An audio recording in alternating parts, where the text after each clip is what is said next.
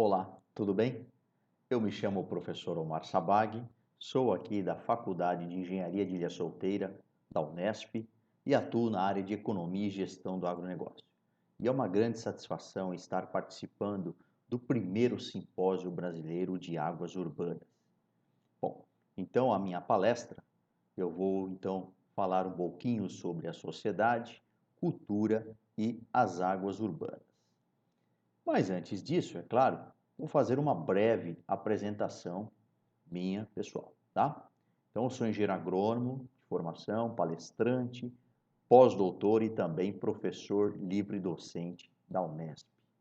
A minha linha de pesquisa, basicamente, é mais relacionada à análise de investimentos, gestão e eficiência, inclusive também trabalhando com sustentabilidade, com alguns trabalhos também de minha linha de pesquisa premiados em congressos e também na linha de extensão, eu já tenho um canal em rede social, é um projeto de extensão universitária. Sou amante da comunicação, inclusive eu já tive a oportunidade de proferir mais de 130 palestras, na verdade, né, nesta área temática. Muito bem. Por que eu vou colocar aqui algumas fotos para vocês? Para que vocês possam enxergar um pouco da nossa atividade profissional no dia a dia. As pesquisas de campo, o trabalho na rádio enquanto projeto de extensão, as publicações também em artigos técnicos, não somente científicos, participação em congressos renomados da área. Também tive a oportunidade já de participar em programas aí de entrevistas do agro aqui neste caso, né, no canal Terra Viva do Grupo Bandeirantes de Comunicação. E por que tem a ver, na verdade, essa figura aqui, esse ciclista aqui? Na verdade, são as minhas horas vagas, no meu período de férias. Na verdade, a gente precisa ter uma válvula de escape, né, em função de todas as atividades profissionais que nós temos. E é uma forma também de recompor a energia, com certeza. Não é verdade? Muito bem, então iniciando aqui o nosso assunto da palestra, se a gente for perceber a proporção de água no mundo, nós temos 97,5%, só que é de água salgada, ou seja, 2,5% apenas de água doce. Destes 2,5%, nós temos aí 69% em geleiras, 30% em águas subterrâneas e apenas 1% como água superficial nos rios. Lembrando que nós temos aqui no nosso país 12% de água doce do mundo, certo?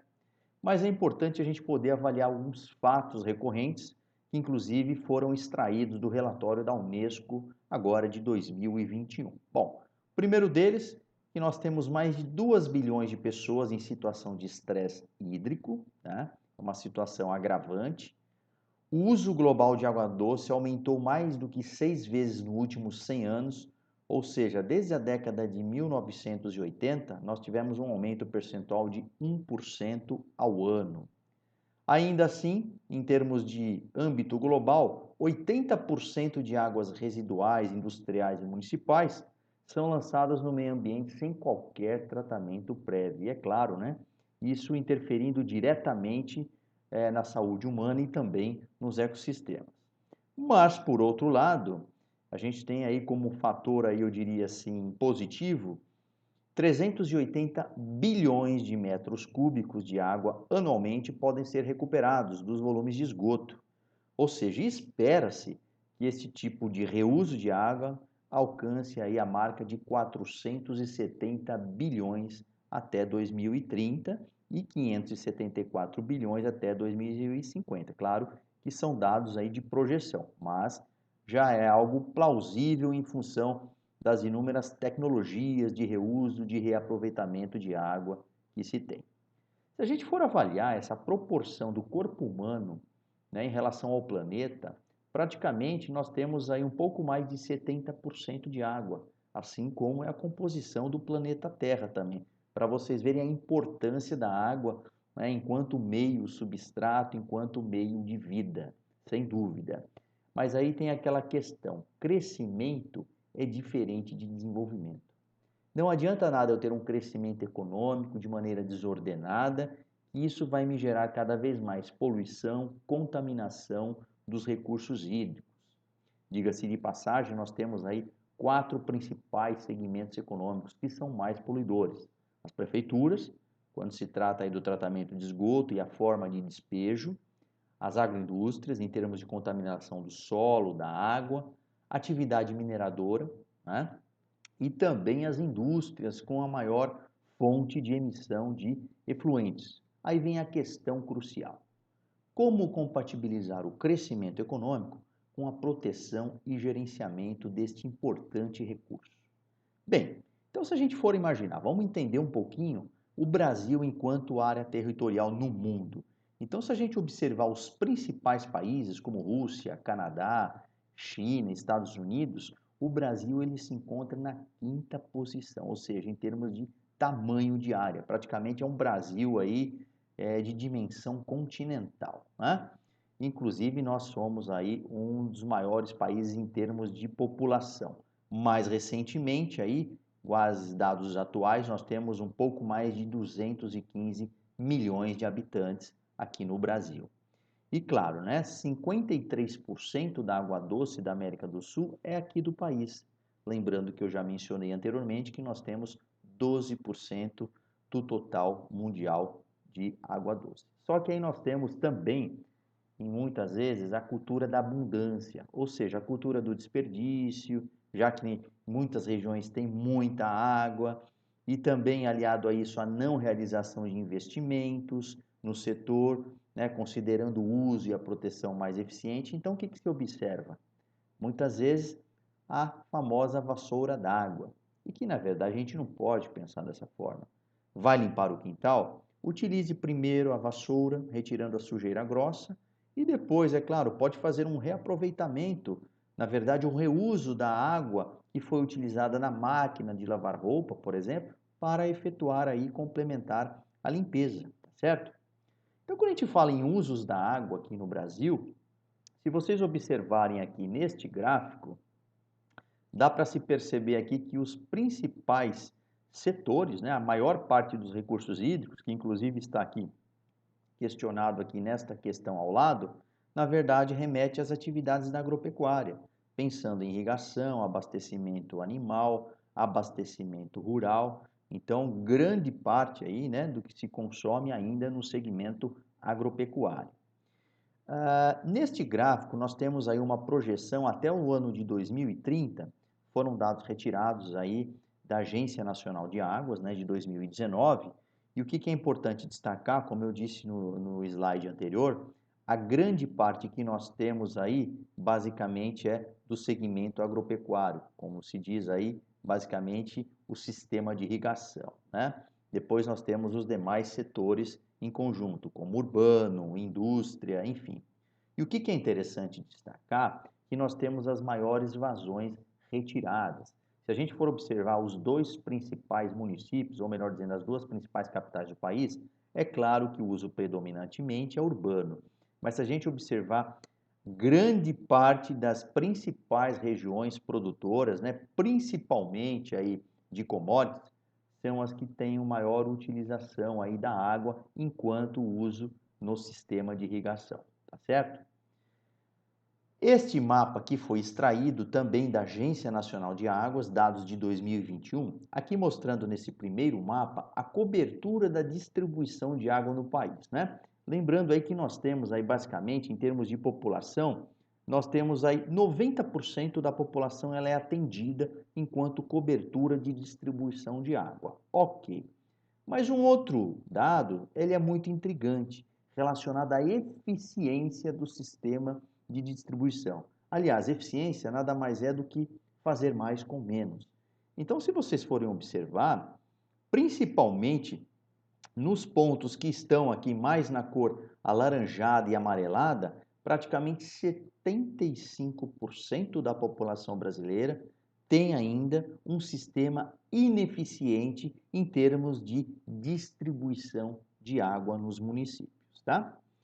E é claro, também fica muito nítido nesta tabela, em relação às principais regiões do país, a densidade demográfica versus a concentração de recursos hídricos que nós temos aí no país, ou seja, a desproporção, né? Por exemplo, se a gente for observar A região norte, nós temos a grande parte dos recursos hídricos com uma menor densidade populacional. Já aqui, por exemplo, na nossa região sudeste, nós temos aí a maior densidade demográfica, né, em termos de habitantes por quilômetro quadrado. No entanto, nós temos aí um dos menores índices de concentração de recursos hídricos. Por isso, mais uma vez, a gente tem que pensar nessa conscientização, nessa sociedade da cultura, em termos de melhoria tecnológica no sistema de distribuição de recursos hídricos e também na forma de utilização. Bom, então, alguns dados, segundo Vieira et al. 2020, os serviços e produtos do saneamento básico são recursos essenciais, claro, né? Precisamos viver numa cidade limpa e, sem dúvida, que se relacione também à importância da saúde pública. Entretanto, o consumo médio de água potável por pessoa está por volta de 155 litros por dia, né? E ainda assim, a geração de esgotos domésticos, 124 litros por dia, e a geração diária de resíduos é de aproximadamente 1 quilo por pessoa. Então, quer dizer, são dados, eu diria assim, extremamente expressivos quando se trata aí do consumo dos recursos hídricos por habitante aqui no Brasil. E é aquela questão, né? A água que você não vê. Então, nos diferentes sistemas de produção, o quanto que se consome. Por exemplo, na produção de arroz de 1 quilo, consome-se 2.500 litros de água. Para produzir a manteiga, se a gente considerar todas as etapas da cadeia produtiva ali, né? Pensando desde ali da vaca leiteira no campo, gasta-se aí, claro, tem a irrigação no pasto, gasta-se aproximadamente 18.000 litros para 1 quilo de manteiga. E por aí vai, né? Se a gente for perceber aí os demais produtos que nós consumimos, né? Por exemplo, a carne bovina, 17.100 litros para 1 quilo de carne, enfim, tá? Bom, então nesse mapa, o que nós percebemos? O déficit de atendimento à população, ou seja, 99 milhões de pessoas não têm acesso à coleta de esgotos. Isso representa 46% da população brasileira, né? Assim como quase 35 milhões de pessoas não têm acesso à água tratada, ou seja, 16%. E um dado importante é que a cada 100 litros de água tratada, 38%, ou seja, 38 litros se perdem na forma de vazamentos, roubos e até mesmo fraudes.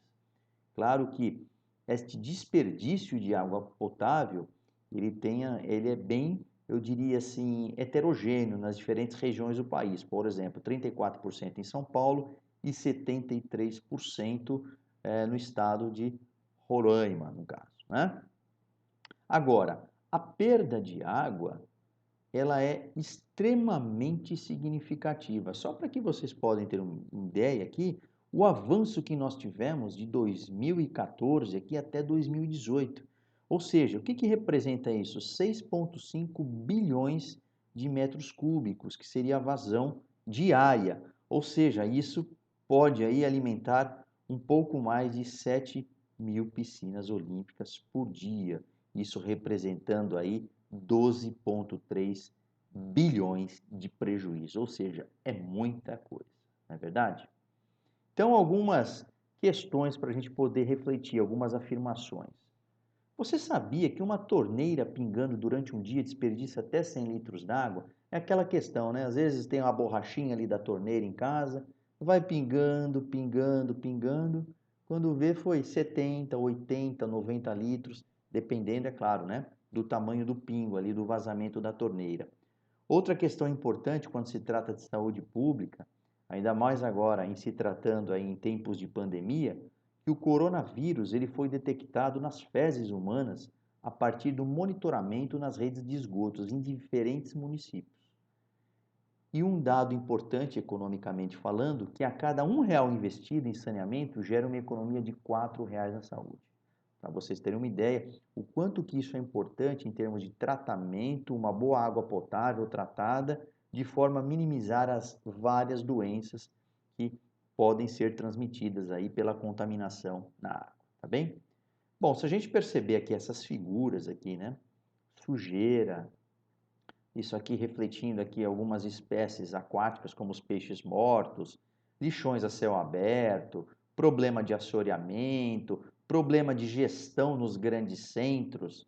Quando eu falo essa gestão nos grandes centros, remete a jogar papel, lixo em qualquer lugar. Aí vem aquela questão, o que fazer, né? Aí mais uma questão ainda para a reflexão de todos vocês. Será que é necessário refletir sobre o saneamento básico?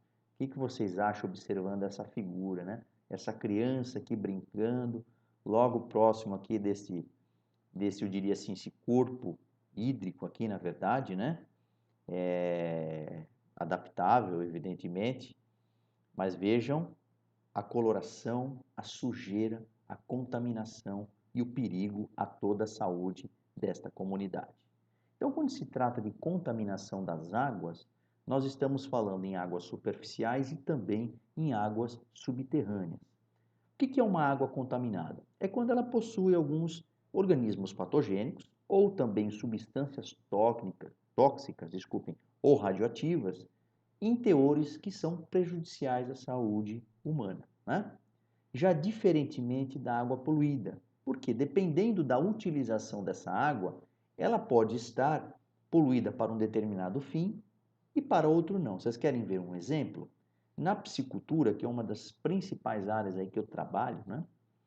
A temperatura, muitas vezes muito alta na água, ela é poluída, ela acaba sendo poluída por uma determinada espécie de peixe, acabando com isso tendo uma alta taxa de mortalidade naquele sistema de produção, né? Principalmente a gente observa isso dependendo da temperatura em sistemas intensivos de produção de tilápias, por exemplo, isso é muito comum. Ou seja, a temperatura ela pode ser boa para o homem, mas não necessariamente para a produção de uma determinada espécie, tá? Então, existe, portanto, essa diferença, o que é água poluída, neste caso, do que é água contaminada, tá bem? Aqui é um exemplo de uma água subterrânea, né, que está recebendo todo o desperdício, vazamento, tudo o que é coisa ruim do setor industrial. Ou seja, não podemos pensar dessa forma. Resíduos tóxicos, tubos que estão com problemas de vazamentos, infiltração. Na verdade, grande parte das empresas hoje já trabalham com sistemas de reuso. Isso aqui é um sistema de osmose reversa, que inclusive ele faz uma limpeza de um pouco mais de 98% dessas águas, né? E o que é importante quando a gente fala do efluente tratado, esta água de reuso, ela serve para diferentes finalidades, né? Quando se faz esse reuso da água industrial. Por exemplo, a água do processo, né? Ela pode ser utilizada depois do reuso para resfriamento de tanques, irrigação, né? No caso, rega de jardins, lavagem de pátios. Então, nós temos diferentes formas de reuso na água. Isso é muito importante, porque além de minimizar o pagamento de primeira ordem do sistema de tratamento de água, você já deixa também de economizar, né? Acaba, na verdade, tendo uma excelente economia com esse processo. Então, segundo a Confederação Nacional da Indústria, o Brasil ele pode aumentar a sua capacidade de produzir água de reuso em quase 13 vezes, ou seja, isso é um ganho econômico de quase 6 bilhões de reais, é muito expressivo. Inclusive, nós temos aí as famosas ETs, que são as estações de tratamento de esgotos, que inclusive os consumidores de água, eles podem até mesmo zerar o esgoto doméstico, evitando a poluição, né, do meio e economizando também 40% na conta de água, tá? E quando a gente fala a questão do consumo, consumo nada mais é do que o uso mais desperdício. O que nós temos que pensar?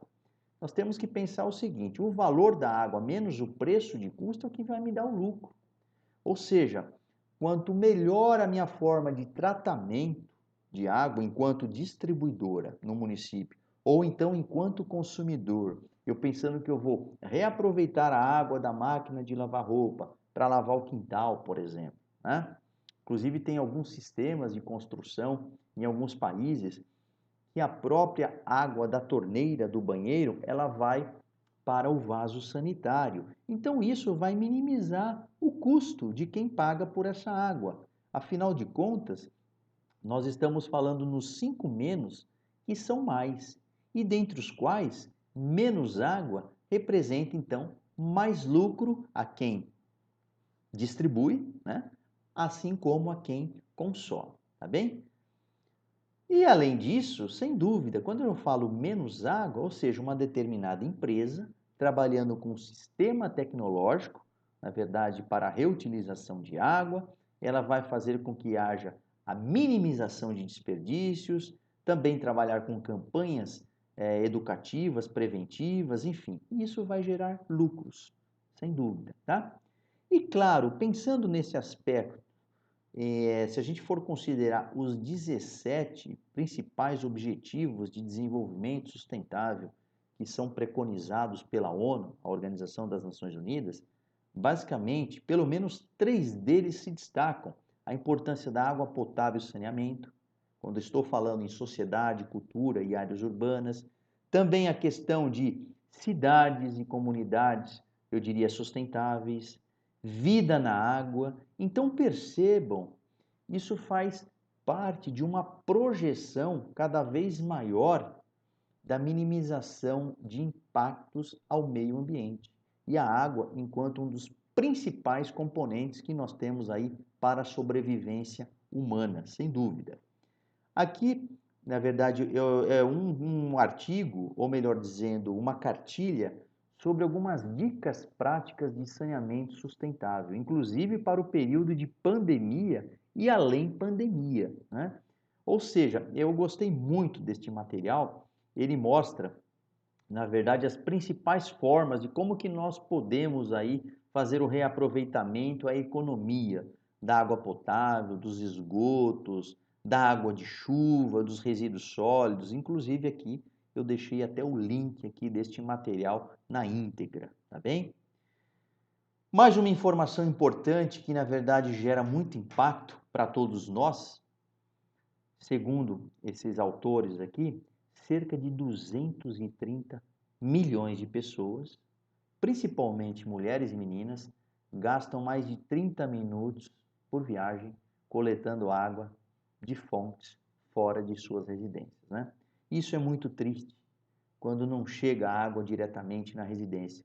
Pense, enquanto algumas pessoas estão fazendo aí a lavagem, né, como vassoura hídrica, muitas outras pessoas acabam tendo que levar aí água no balde, né? Até essa charge, né? Tem alguma novidade? Não, tudo como antes, ou seja, é uma questão também de política pública, né, que envolve aí, lembra quando eu comentei anteriormente, o baixo nível de eficiência em termos de distribuição de água nas diferentes regiões do país, então isso causa um grande impacto, não somente ambiental, mas também impacto social. Claro, nós temos que pensar na água potável, na água à disposição e, sem dúvida, na questão do uso e na forma consciente deste importante recurso que nós temos. Então, para finalizar aqui a minha palestra, eu gostei muito desta frase que reflete, na verdade, um nível de consciência de todos nós, né? Um rio é como um espelho que reflete os valores e comportamentos da nossa sociedade. Então, só a gente pensar, né? Em função da questão cultural, das boas práticas, dos bons costumes, sem dúvida, nós vamos minimizar, nós vamos ter aí uma água, eu diria assim, um bem sempre na caracterização renovável, né? Quando nós temos aí uns bons procedimentos de uso. É uma questão de reflexão, pensando na melhoria por parte de quem consome, pensando na melhoria por parte de quem produz, as indústrias, e pensando na melhoria em termos de eficiência por quem distribui a água aí, né, dentro dessas estações de tratamento, tá bem? Então gostaria aqui mais uma vez de agradecer a atenção de todos. Eu deixo aqui os meus dados de contato, aqui tem o meu QR Code do Instagram, o meu e-mail, o meu WhatsApp e mais uma vez eu gostaria de agradecer a toda a comissão organizadora deste importante simpósio e desejo a vocês excelentes palestras, aproveitem ao máximo esta importante temática, este importante evento na vida de vocês. Um grande abraço e até a próxima.